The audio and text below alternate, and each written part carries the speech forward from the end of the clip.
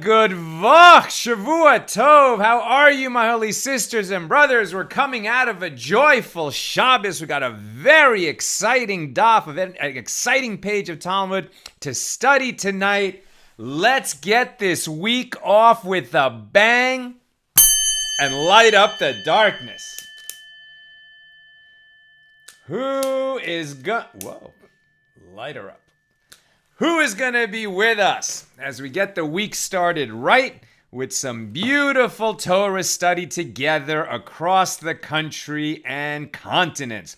Patrice with us from Utah, Puck from Fort Worth, Chaim from Charlotte, James from Indianapolis.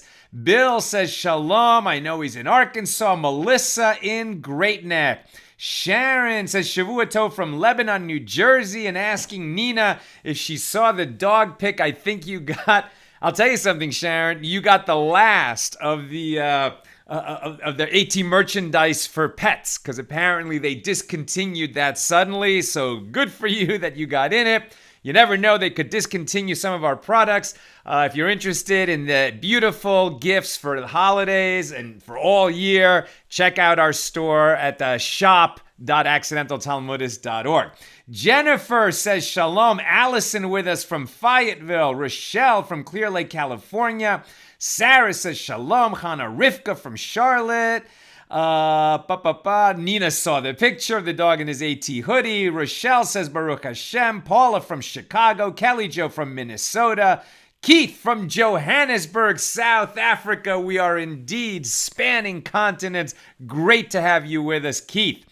Jean says shalom. Sarah loves the music. That was Rabbi Shlomo Katz singing Eliyahu Hanavi. It's traditional to sing Eliyahu Hanavi, Elijah the prophet, as we come out of Shabbos and make Havdalah, the ceremony marking the transition, the break from the holiness of Shabbos to the rest of the week. That's separation. We call that Havdalah. And then we sing Eliyahu Hanavi. There are various versions of that song. That was an original melody by Shlomo Katz, and I agree with you. I love it, Sarah.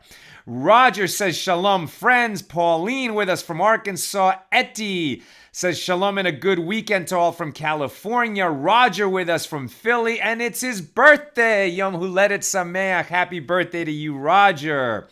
Khwaja Ahmed says shalom, Pakistani Jews. Wow, welcome Khwaja from Pakistan. Auntie Kimmy is with us from Reno, Nevada. Lynn is with us from Dix Hills, New York. Wait a minute, where am I? I got erased. Here we go. Yochanan with us from Brooklyn. Edward from Juno Beach. Penina says shalom from New York. Kim from Washington. Sandy says good evening. And Dina is saying hello to Rabbi Yonasan Goldschmidt. Let me reload that page. I hope we're not having a problem with the video. There it is. Okay, good. Tonight's class is... oh, wait a minute. Let me just check the YouTube side. Lynn with us from Texas. Okay.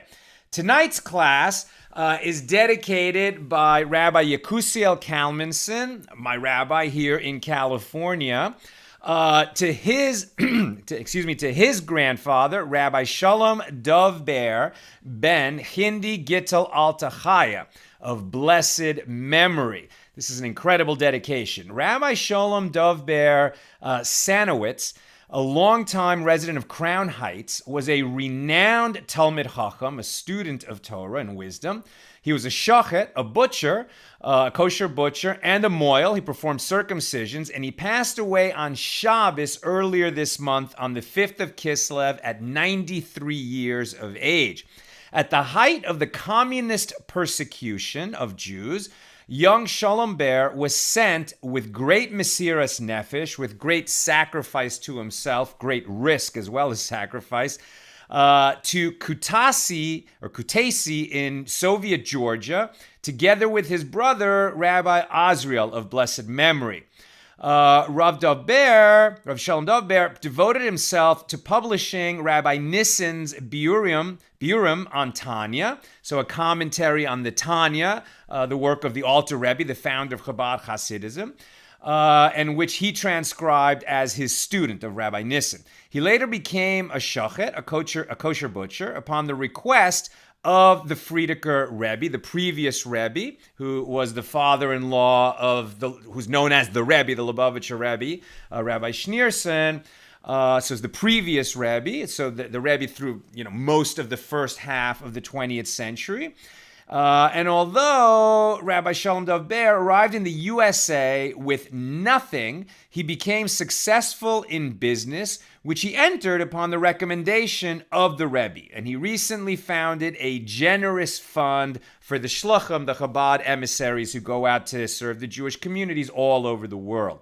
He was passionate in his quest and devotion for learning, and rarely was found without a sefer, without a book of Torah, Torah study and commentary in his hand. In his later years, he gave classes in Talmud in various synagogues in Crown Heights, and was a Maggid Shir in the Yeshiva Chavavei Torah. So in the Chabad Yeshiva, he was a really respected teacher and storyteller. A noted Baal Tefillah, so he led the prayers with... I'll tell you, the Kalmanson family are all amazing singers, and I can see they get it. This is one of their ancestors that was really in the family.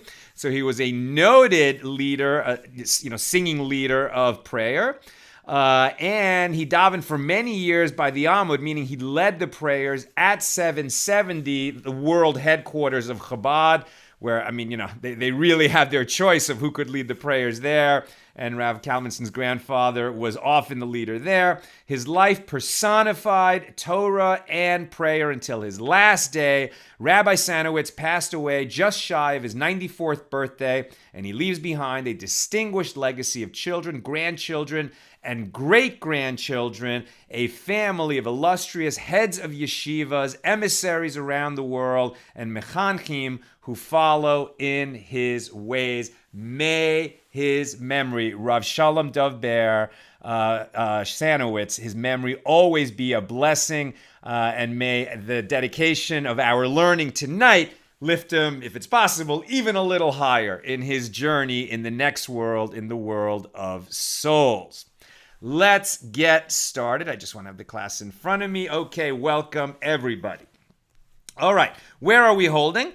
We are in Tractate Pesachim, the fourth volume of the Talmud, the laws of Passover. We're on Daf Zayin, page 7. We're still in chapter 1 and discussing the first Mishna of chapter 1.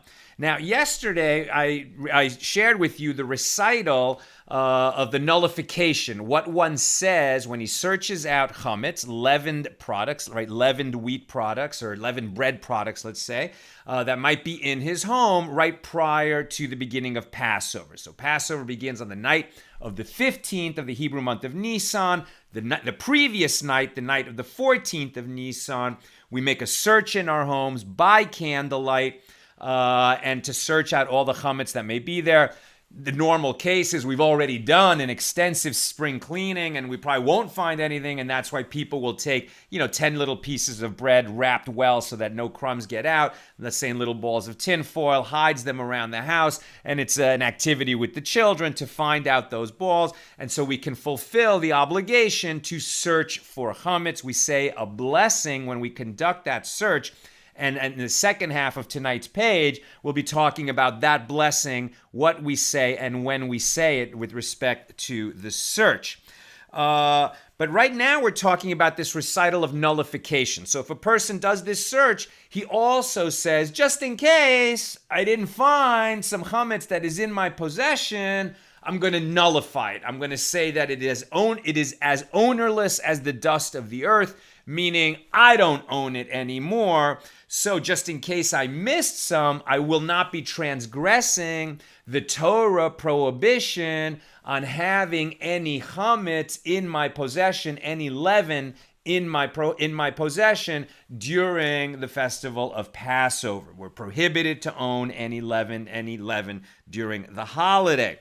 So the Gemara asks, well, why not nullify it when we find it? Right? Why are we doing it before the search, and why are we doing this nullification right at the time of the search, and then we do another nullification the next day? There's two nullifications that the sages tell us to do. We do one at the time of the search, but after the search, and we do another one at the time of the burning of it the next day. So why isn't it enough to just do the nullification later at the burning? Why do we also do one at the search?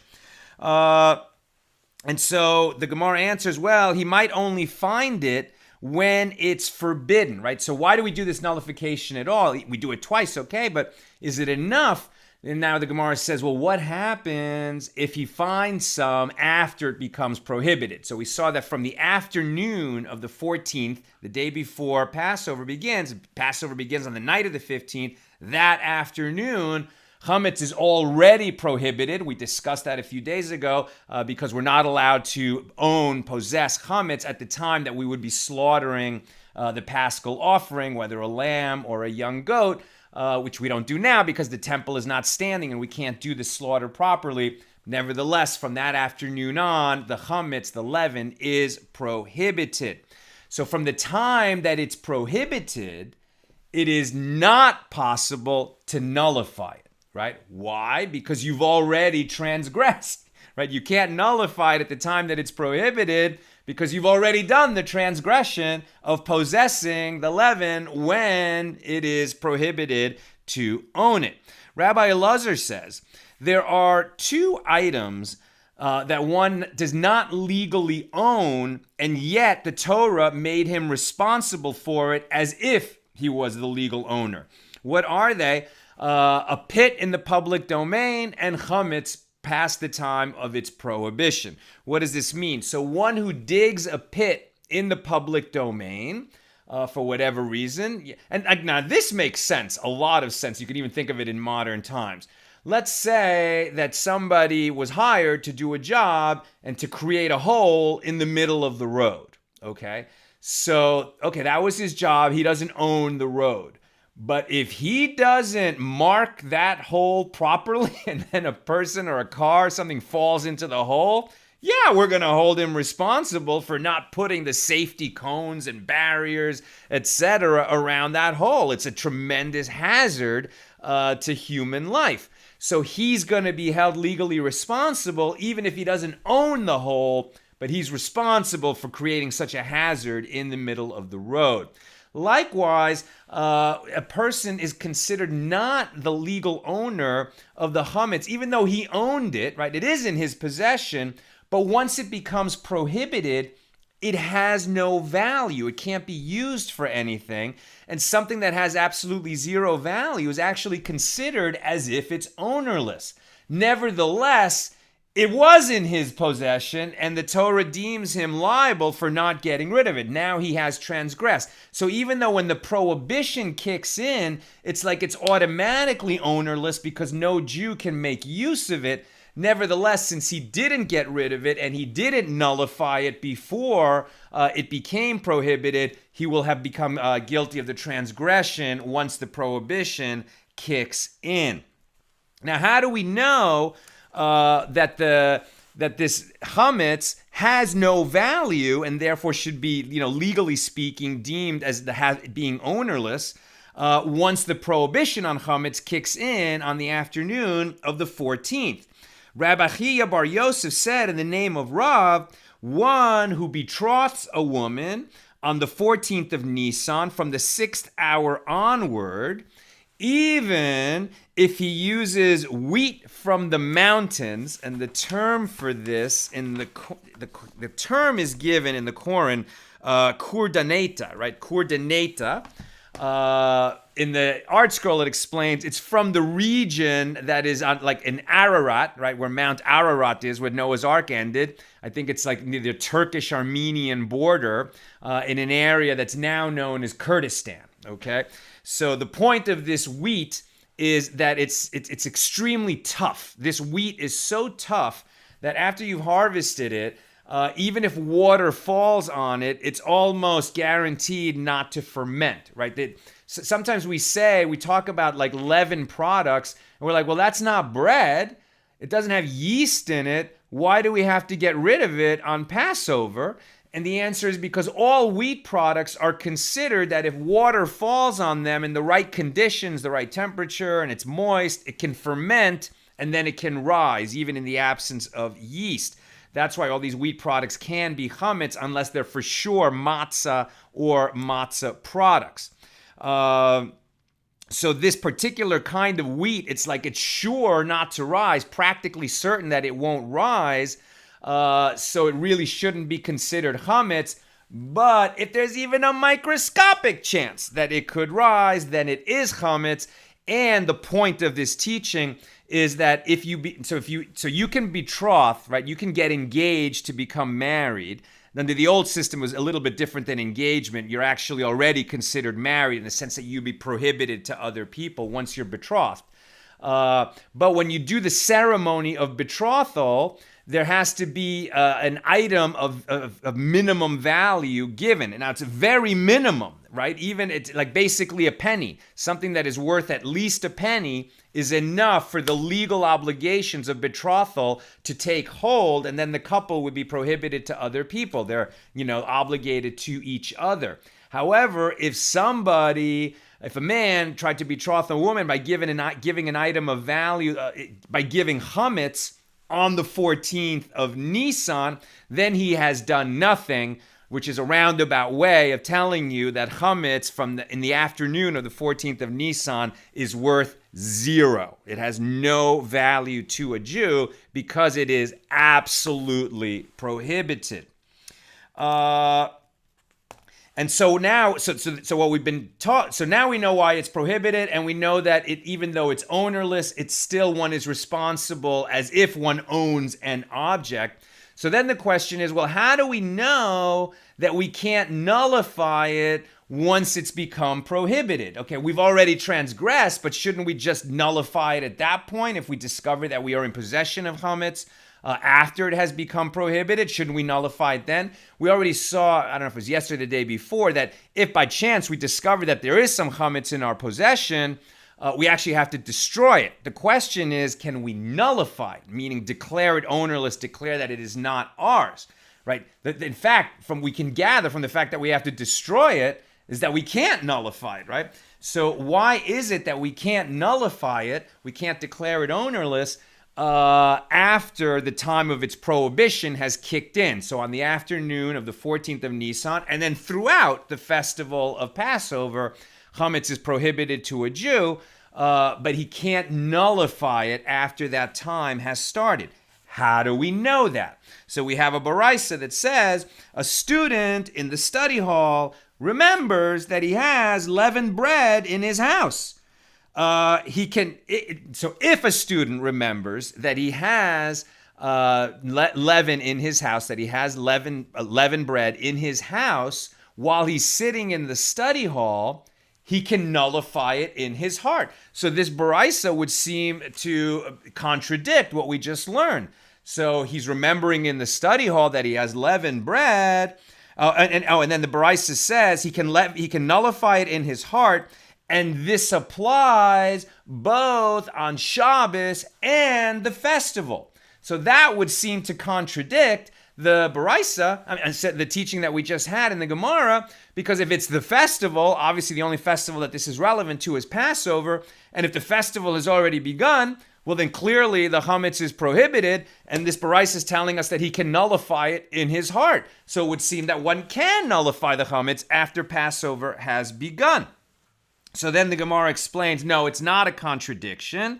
With respect to Shabbos, okay, so this means that if it's on the 14th, if the 14th of Nisan, the day before Passover, falls out on Shabbos, Okay, so the first half of the day, chametz is not prohibited. We can still eat it in the morning on the 14th. So if he's sitting in the study hall and he remembers he has leaven at home, he can nullify it in his heart while it's still permitted. So Shabbos is not a problem. But the festival, if it's the festival, clearly it's already prohibited. So how is it possible that he can nullify it in his heart?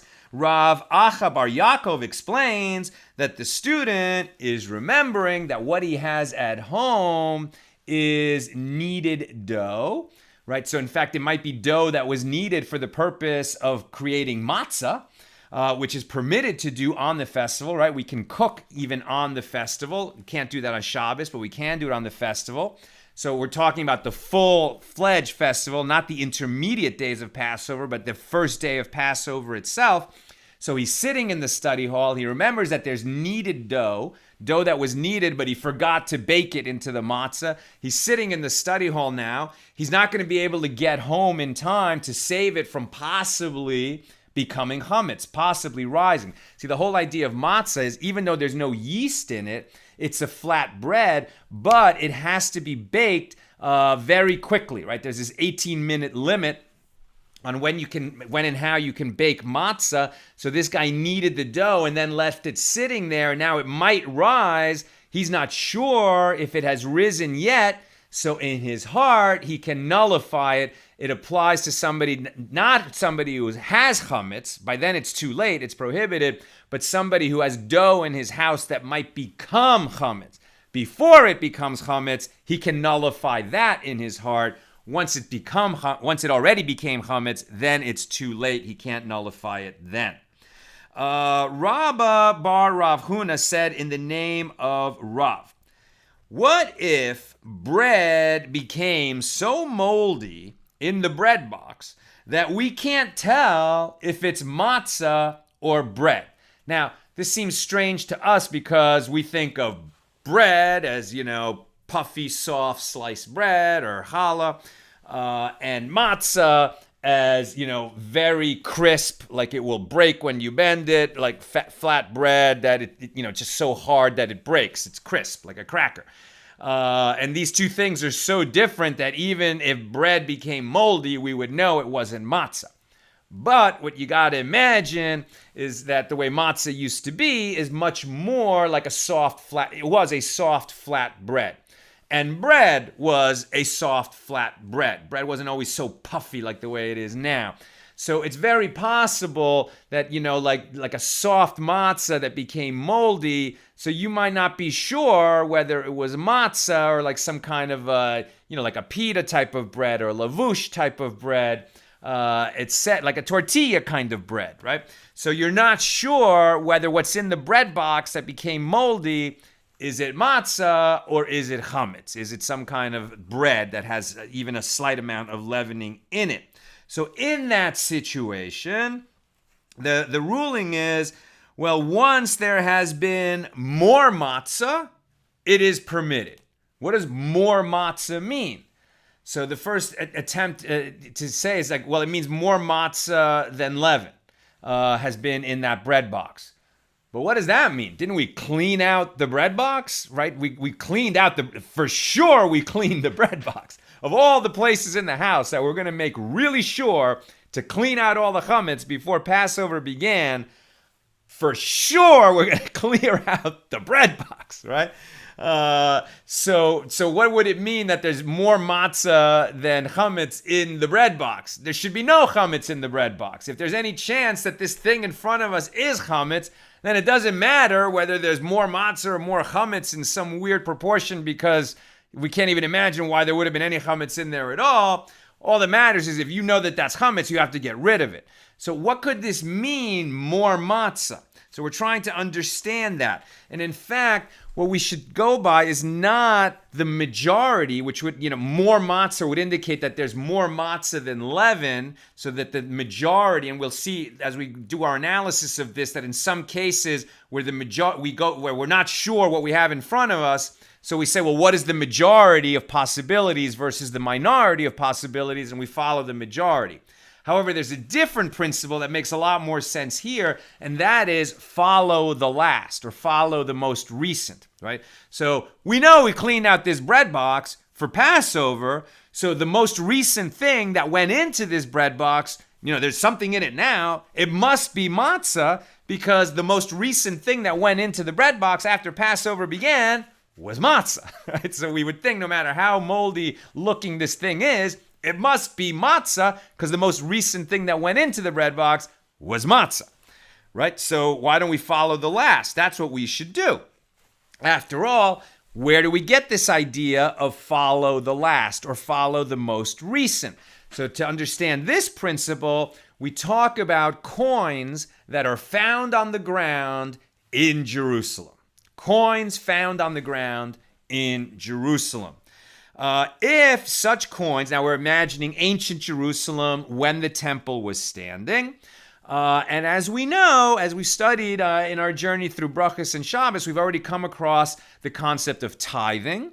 And so everybody who tithes, right, especially farmers, they have to tithe their produce, and the first 2% goes to the priests, and the next basically 10% goes to the Levites.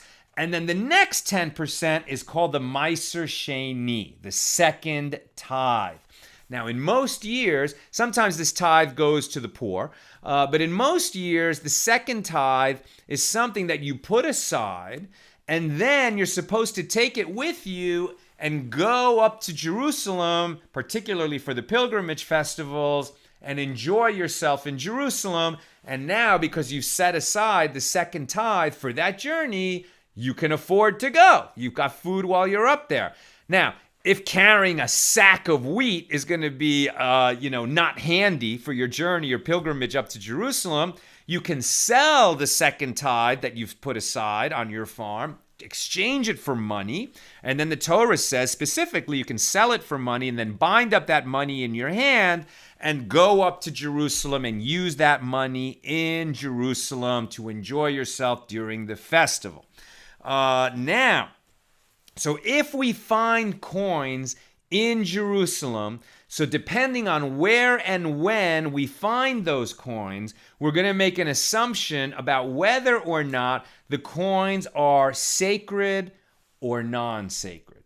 Sacred because they're Meiser Sheni, right? So that money was, the second tithe was exchanged for money, and now it has a limited number of uses up in Jerusalem, right? The person who brought it up here is supposed to use it basically for his sacred obligation to go up to Jerusalem for the pilgrimage festivals. And often it's used for shalamim, peace offerings, right? So it's used to bring an offering on the altar, which then most of it gets eaten by the person who brought it and their friends. So if it's sacred money, there's things that can't be done with it. If it's non-sacred money, okay, so then that's called chulin, non-sacred, and that's just regular money, and you could do whatever you want with it. So depending on where and when the money is found, we're going to assume that it is sacred or that it is not sacred. So when do we assume that the money is sacred? Number one, if it's found in front of the animal markets, right? The places in Jerusalem, when the temple was standing, that sold animals in Jerusalem. Which animals? Kosher animals that can be brought up on the altar. Lambs, goats, you can even a bull, but that's super expensive, but also birds. There are bird offerings. So why are animals being sold in Jerusalem? Why are kosher animals being sold in Jerusalem? To be offered on the altar. So money that is found around the animal markets is very likely to be Meiser Sheni. It's very likely to be sacred money that was going to be used to purchase an offering to bring up on the altar. On the other hand, if we find money on the Temple Mount itself, we're going to assume that it is not sacred because they've already they've already spent the money for their offerings. If somebody lost some money out of their pocket, they dropped some money while they're already on the Temple Mount, then that's probably just their regular money, their regular traveling money, and it is assumed to be not sacred. What about in the regular markets that are not the animal markets? So there, it depends on when you find it, right? Just an average place in Jerusalem, the markets, meaning just public spaces in Jerusalem. If it's during a festival, then we're going to assume that it's sacred money. And if it's not during a festival, then we're going to assume it's non-sacred. Why? Because the streets and regular markets of Jerusalem are swept every day. So any money that is dropped there, somebody's going to find it. At the very least, the street sweepers will find it. So and take it. And so any money that you find there probably was dropped that day because it's a public place. A lot of people pass by. Unmarked money. I mean, no one's going to be able to return that. If it's marked, in other words, it's in a coin purse that's identifiable, etc., bound in a certain way, then there certainly is an obligation to return the money. But if it's just a few coins, I mean, it's just not going to be possible to return that to its owner, so the person who finds it is going to keep it.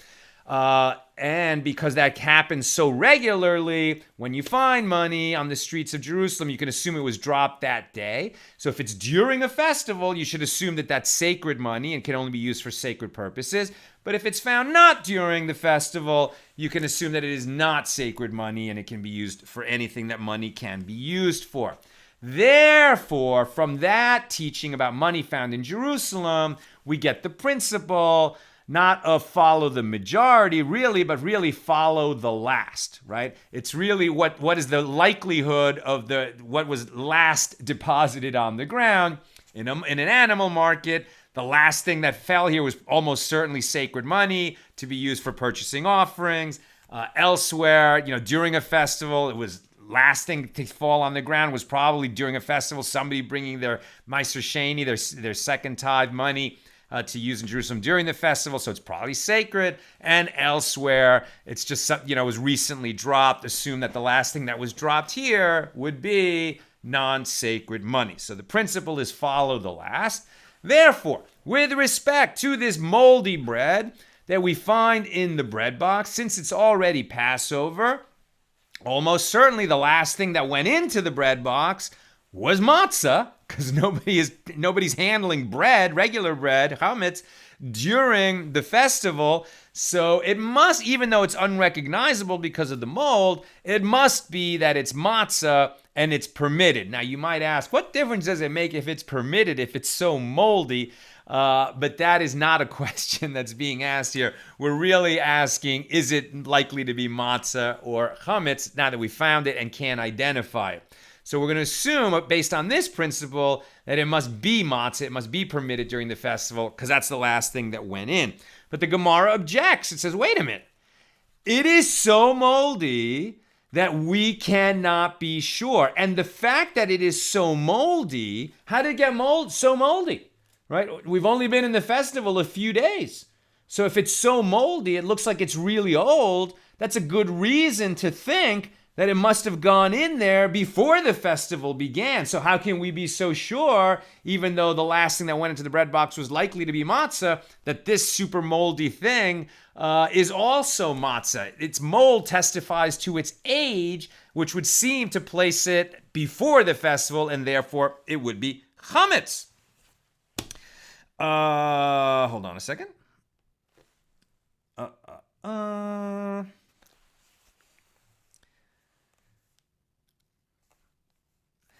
So now the Gemara answers, okay, what we're talking about in this teaching, that if it's more matzah than leaven, like the majority of what's in the box would seem to be matzah and not chametz, and therefore this moldy thing should be chametz, is not that more matzah by volume has gone into the bread box than chametz, because since the festival started, no chametz should have gone into it. But really what's being taught is that several days have passed, right? It's enough days have passed that we can assume that even though it's moldy, it's going to be matzah and not chametz.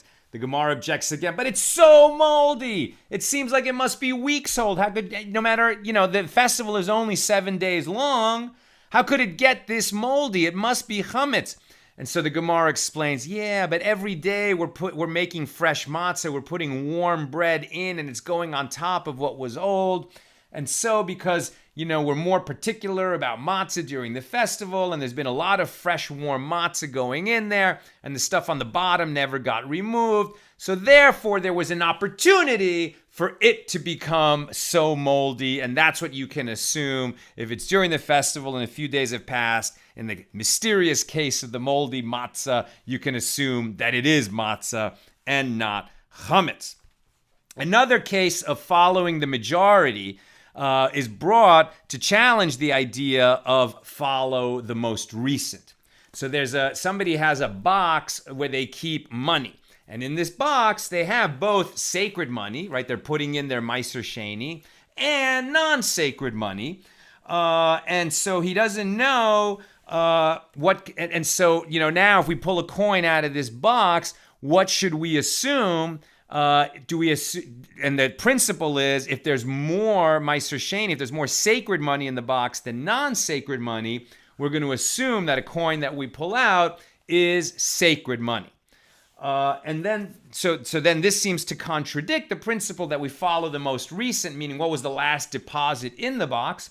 If the last deposit in the box was sacred money, then this coin that we put out is sacred. But if the last deposit in the box was non-sacred, then it should be deemed non-sacred money. But this is a strange case. Like, if the money's all mixed up together, first of all, why is the money all mixed up together? Like, the whole idea is you have to keep sacred money separate from non-sacred money, for sure. It's like you don't mix, a lawyer shouldn't mix his client's money with his own. Somebody who's collecting charity on behalf of the poor should not be mixing that money with his own or with other sources of money. It should be kept separate. So what is going on here? And Rav Zevet explains that actually this is a box that has compartments, one for sacred money and one for non-sacred money, but something happened so that the box was shaken or something, and now we're not sure which coins ended up where.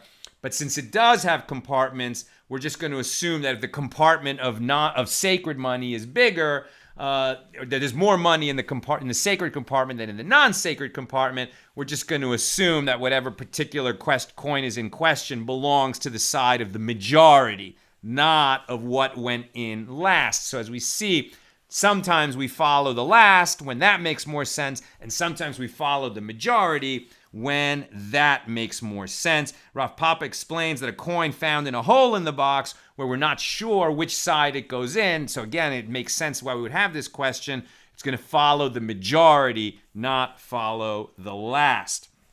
We return to our Mishna, where we're searching out chametz on Erev Pesach, right? On the night of the 14th, we're going to search our homes for chametz by candlelight. Okay, so when you do that, you say a bracha, you say a blessing. We always say a blessing when we perform a mitzvah. So we're performing the Torah obligation to search out the chametz in our home. So we're going to say a bracha. So the bracha normally has the formula when we say a blessing when we eat bread, and we would just say, "Blessed are you, Lord of the universe, who brings forth bread from the earth." But when we're going to perform a mitzvah, like, for instance, washing our hands in the morning, so then we would say, "Blessed are you, Lord our God, ruler of the universe, who has sanctified us with his commandments and commanded us concerning the washing of the hands." So that's the formula for the kind of blessing we make when we are about to perform a mitzvah, we're about to perform a commandment. But now the sages are going to disagree on the formula of that mitzvah. You'll notice in the mitzvah, the commandment of handwashing, I just said, who sanctifies us with his commandments and commands us concerning the washing of the hands. Not, and who sanctifies us with his commandments and commands us to wash the hands, right? Concerning the washing of the hands versus to wash the hands. And we're going to have a similar question here about the blessing we say before we search the house for chametz on the night of the 14th of the Hebrew month of Nisan. So Rav Papi said in the name of Rava that one who is searching for chametz, before he does it, he says, who sanctifies us with his commandments and commands us to search for chametz, right? To search for chametz or to remove chametz? remove chametz. I'm sorry, to remove chametz. Who sanctifies us with commandments and commands us to remove the chametz. And Rav Papa said in the name of Rava that the proper way to say that blessing is who sanctifies us with commandments and commands us concerning the removal of chametz.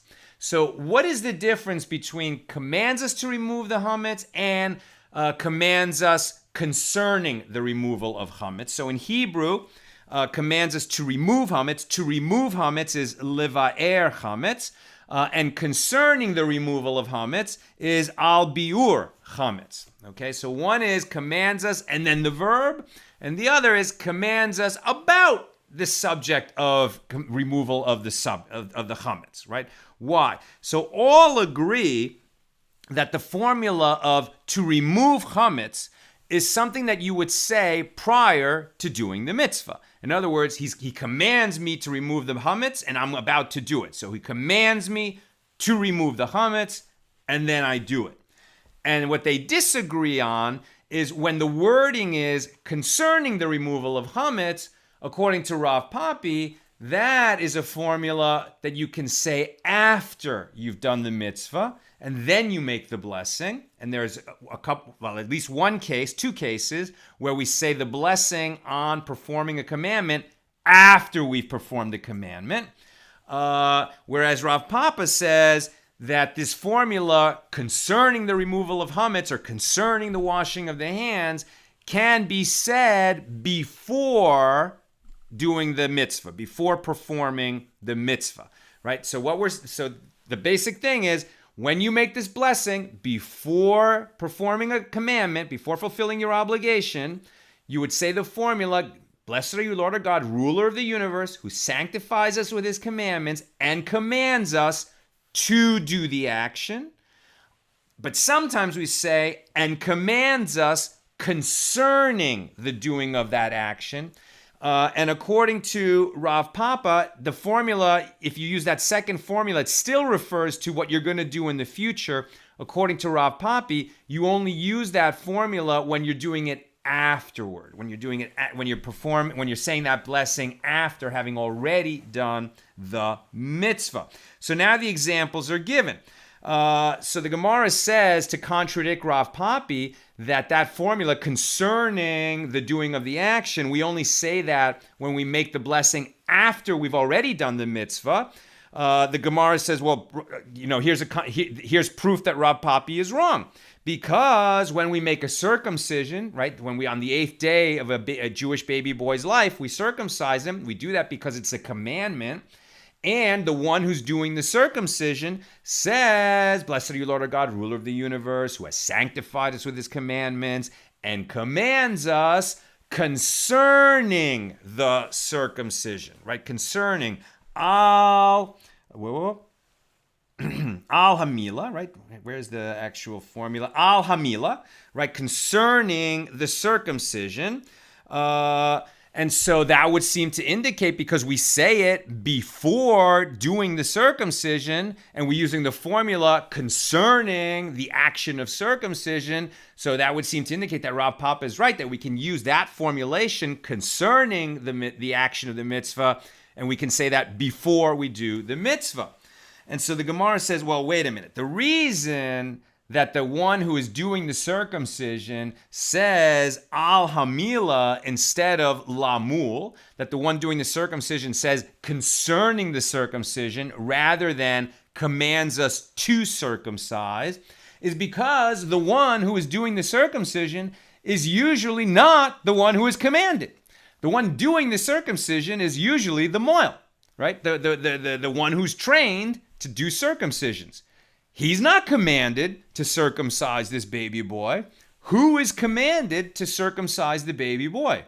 The boy's father, right? But usually the father does not do the circumcision himself. So if the one doing the circumcision is going to make the bracha, is going to say the blessing before performing the circumcision, he's not going to say who sanctifies us with his commandments and commands us to circumcise, because he's not commanded. He says, and sanctifies us with his commandments and commands us concerning the circumcision, because he's performing the commandment of circumcision, but he himself is not commanded.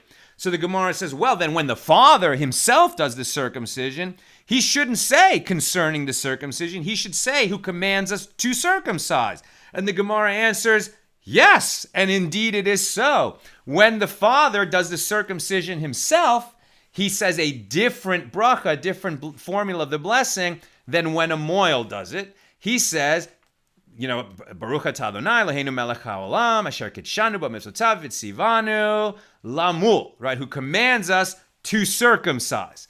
And that would be different than when the moil says it. You'll note that right there where I said the actual formula of this circumcision, normally we change the name of God since we're not really performing, we're not saying the blessing in order to do the circumcision at that moment. And so we wouldn't use the name of God.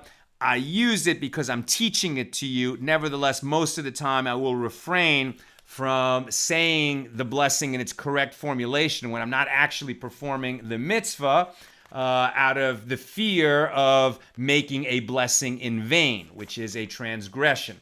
It is permitted when you're teaching it so that people can, hear it properly. Nevertheless, we generally refrain from using God's name when we're not actually making a blessing for that purpose. Okay, the Gemara will say, but one who slaughters, a shochet, right? One who is a kosher butcher, before he slaughters the animal, let's say a sheep or a goat or a cow, he says, asher kitshanu b'mitzvotav v'tzivanu al hashechita, sanctifies us with his commandments and commands us concerning the slaughter. Right? So he's making a kosher slaughter. He doesn't say who commands us to slaughter. He says who commands us concerning the slaughter. And so therefore that would indicate that Rav Papi is wrong, that we can use this formula prior to doing it, and then the Gemara answers right away, but is the butcher commanded to slaughter? Does he have no choice but to slaughter that animal? No, he's not commanded to slaughter that animal. People want the animal slaughtered. They want to eat the animal, but no one's commanded to eat that particular animal. We're commanded that if we're going to eat the animal, it should be slaughtered properly, but he is not commanded to slaughter that animal. So that's why he says, who sanctifies us with his commandments and commands us concerning the slaughter of the animal. So then the Gemara says, but what about offerings that we are commanded to bring, like the Passover offering? We are commanded to slaughter the paschal lamb or the paschal kid, the young goat, or other offerings, let's say a guilt offering or a sin offering that somebody made a transgression and now is commanded to bring the offering, and then he does the slaughter himself. Does he then say concerning the slaughter? He should say who commands us to slaughter. And the Gemara answers, and indeed it is so. When one is commanded to slaughter an animal, and he does the slaughter himself, then he says, who has, in his blessing, he says, blessed are you, Lord our God, ruler of the universe, who has sanctified us with his commandments and commanded us to slaughter, rather than commanded us concerning the slaughter. And the law is, the halacha is, with respect to when we search out and remove chametz from our homes, we say, who has sanctified us with his commandments and commanded us concerning the removal of chametz. Now, all agree that we say a bracha, we say a blessing before we perform a mitzvah, right? When there's something we're commanded to do, we say a blessing before we fulfill that commandment. From where is this derived? Rav Yehud, and now I'm coming to the end, so if you have questions or comments, please put them in there, and I'm going to get to it.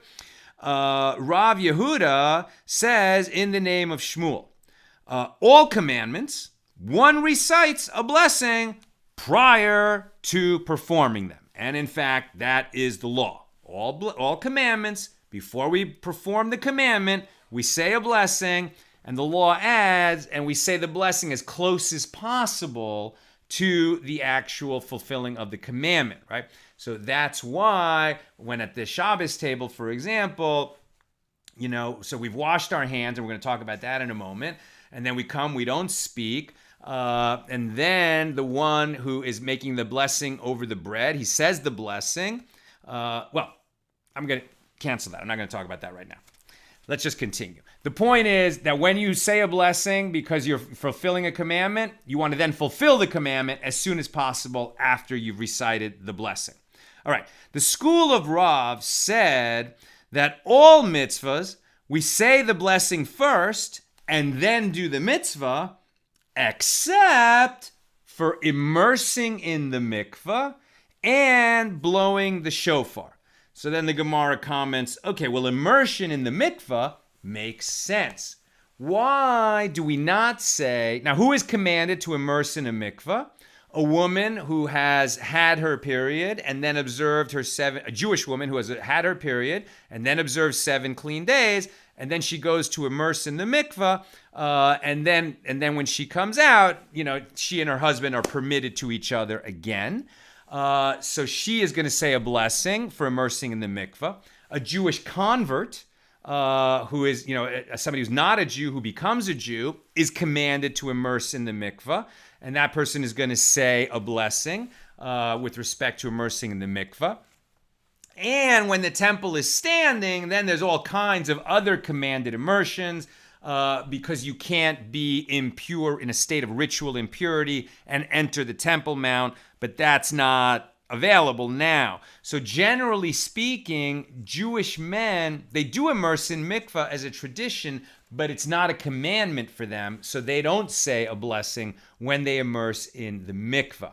Now, the Gemara is saying that it makes sense that for mikvah, before you go in the mikvah, you're not ready to say that commandment, right? Because the reason you're stepping into the mikvah is to be purified by its waters. So you're not fit to say a blessing in that state of impurity until you come out of the mikvah, right? And that's why the custom is when Jewish women immerse in the mikvah, once a month, so then they actually immerse once, then they say the blessing, then they immerse 2 more times because they need 3 times for it to be a kosher immersion, but they don't say the blessing until they've been in once. I don't know if that's the case for a conversion mikvah, but maybe somebody can tell me. I wouldn't be surprised if it's the same thing. But where we see that same idea is with our hand washing, and that we all do. All Jews do that on Friday nights, right? So before we have bread, or actually not just Friday nights, anytime we're going to eat bread with a meal, we wash first. How do we wash? Right? We pour water over our hands, twice over the right hand, twice over the left hand. The Chabad custom is 3 times over the right, 3 times over the left. And then we say the blessing, because the idea is before you wash your hands, you are in a state of greater impurity than you are now. There's not total purity these days because of all kinds of things since the temple was destroyed, but still you're in much more of a pure state after you've made that washing, and so we bless afterwards. Now, Maimonides, the Rambam, said we should say that blessing before we wash the hands, but the universal custom has become that we say that blessing after we wash the hands for the same reason that one says the blessing on immersion in a mikvah after one has immersed. But then the Gemara says, well, wait a minute, the school of Rav also said shofar. That you're commanded to blow shofar on Rosh Hashanah, and so you should say the blessing on blowing the shofar after you've blown the shofar? Why? Right? Why? There's actually a commandment to hear the shofar as well, but right now we're talking about the commandment on shofar. So why would we say that blessing after the shofar is blown? And so the first answer suggested is, well, maybe because the shofar blower won't be able to get a good sound out of the shofar. Sometimes it's really hard to blow the shofar properly.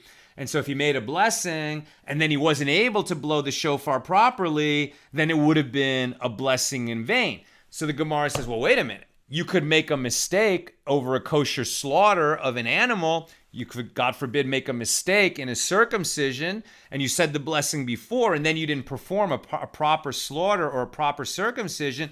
Then that would have been a blessing in vain. Nevertheless, we say the blessing before we perform those obligations. And indeed, Rav Chisda says, Correct. And with respect to shofar also, we say the blessing before the blowing of the shofar, not after. And we're not concerned that the shofar blower might not be able to get a good sound out of it. Okay, that's what I've got for us tonight. We've taken quite a journey. And we started with the search for chametz and when we do it and nullifying the chametz. And then we came to the blessing that we say before we search for the chametz. And the formula of that blessing is not who commands us to search for chametz, but who commands us concerning the search for chametz. And we say the same over hand washing, concerning the hand washing. And we do that before... we do the hand washing blessing after we've already washed our hands, just like immersion in mikvah.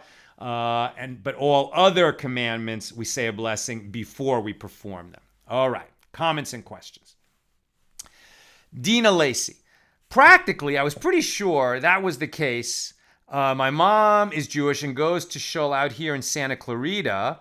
I'm also Jewish. However, my dad is Christian, so I kind of relate more to that. However, my respect for the Jewish religion is very sincere. My mom is steeped in it very deeply, and I'm very grateful for my mom's rabbi and his wife. I'm sorry, I'm not sure what the practically, I'm pretty sure that was the case, is referring to, because he probably said that after I spoke something, but now I'm getting the comments later.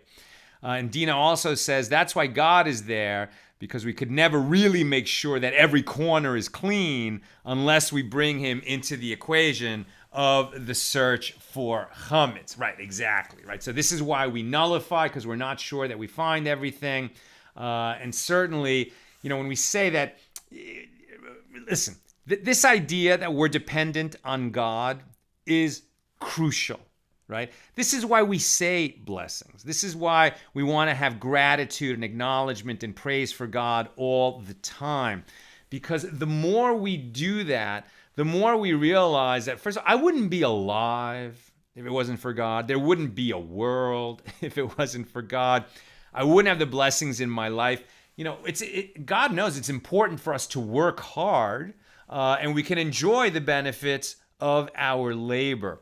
But when you think about all the privileges that we have, right, the circumstances of our birth, the circumstances right now, if we're, God willing, we're living in a time of peace, in a location that is at peace, with a roof over our heads and food in our bellies, it's so easy to forget about God and take God out of the equation and just say, okay, I work hard. That's why I have these things. But then that is a very unholy way to live life. We really want to be thankful and not wait until we're in the foxhole and in danger and desperate and miserable and in pain to be thankful to God and to plead with God, for help and for succor. We want to train ourselves to be mindful and thankful and have an attitude of gratitude at all times. And it takes training, because for sure, the normal human instinct is to ignore what's invisible and to only, think about what is right in front of us at this moment. And so it takes training, right? We have to train our minds and our hearts to be people of faith, people who are in relationship with God at all times. Lynn says, I love the discussion of the candle on this page. We're going to get to that tomorrow. We cut off, there was too much to cover today. At the end of today's daf, there's a discussion of the candle and that the human soul is the candle of God. And that's where we're going to open our discussion tomorrow with God's help. Lynn also says, in current law, halacha, found money equals lost money, since it's impossible to find the owners due to the fact that there's no way to prove it. It is to be left in place. Don't pick it up because one might come back for it. Step over coins. Right. I wasn't aware of that. Okay. So Lynn is sharing with us that the halacha is, if you see, I need to look this up. I believe you're right, Lynn, but I need to look this up for myself and learn it. But we definitely have an obligation to return lost items. So what Lynn is saying is, if we see coins on the street, so there's no way we're going to be able to return that. It's not identifiable. We're not going to be able to return it to its owner.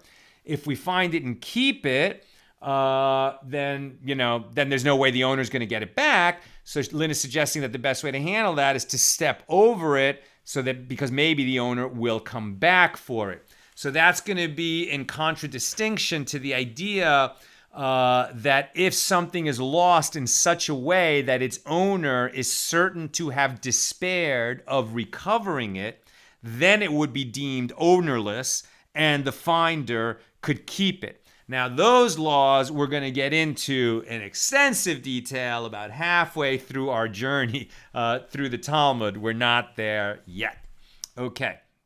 Sharon says, but the language of the blessing for hand washing is actually not washing, but for waving, more like drawing, same as the blessing for the lulav. Al netilas yadayim, so like al netilas lulav, so like for the taking of the lulav, or for the taking of the hands. So she's saying that we don't use the verb for washing the hands, but it is understood that sort of, that we're sanctified when we make the blessing. Blessed are you, Lord God, ruler of the universe, who sanctifies us with his commandments and commands us concerning the, she's saying it says the taking of the hands or the waving of the hands, but it's understood to mean the washing of the hands. I'm not sure why that's the verb that we use, but for sure, the point is that is the verb that we use. It is the blessing over washing hands, but we say it after we've already washed our hands, which is an exception to the way we normally do it, right? And it's similar only to the immersion in a mikvah, and for the same reasons, right? So the idea that we'd rather say the blessing when we're in that state of heightened purity where our hands have been washed.